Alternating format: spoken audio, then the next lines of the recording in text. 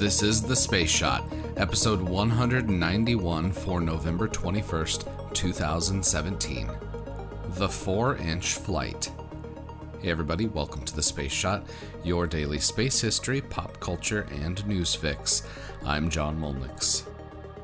November 21st, 1960 was supposed to see the maiden flight of the Mercury capsule on a Redstone booster.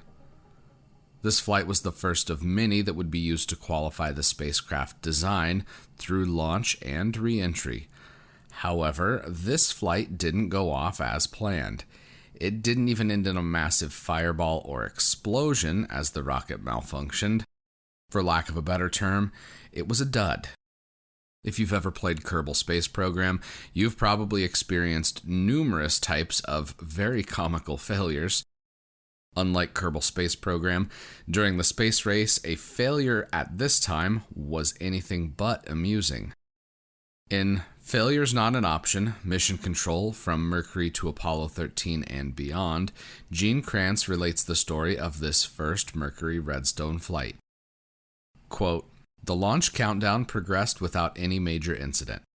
As liftoff approached, I leaned back and peered at the video image on Craft's console, coming from a camera focused on the Redstone standing on the launch pad. Precisely at 0 on the clock, there was a great cloud of smoke. Craft looked startled, and then he looked forward intently. The TV cameraman momentarily lost track as he panned the camera upward, and for a few seconds there was nothing on the screen but a smoky sky. From my position, it looked much like the rockets I had launched from an aircraft.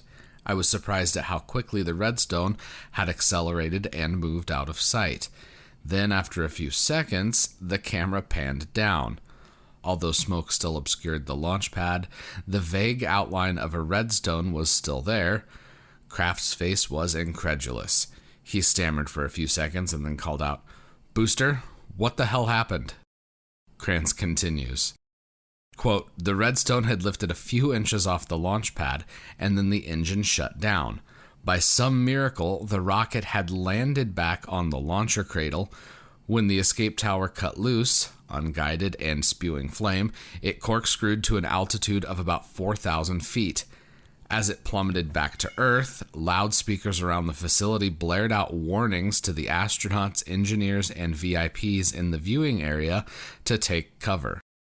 Kranz went on to share the idea that someone had had to take a rifle to shoot holes in the fuel and oxidizer tanks to depressurize the vehicle, a decidedly unwise course of action. The failure of the booster is an example of what Christopher Kraft said is the first rule of flight control. If you don't know what to do, don't do anything. In the days after the launch, the cause of the failure was identified, but this incident was still a blow to American morale.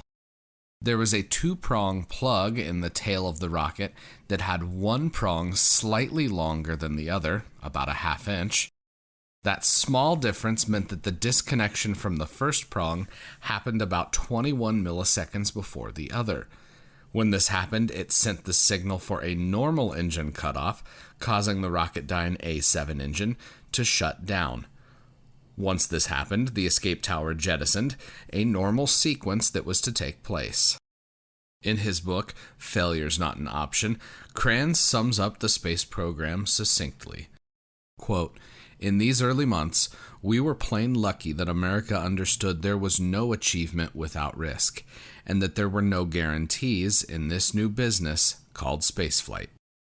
Speaking of no guarantees in spaceflight, the launch of the Falcon 9 that's carrying the clandestine Zuma satellite has been postponed until SpaceX can further examine fairing separation data that was obtained during tests for another mission.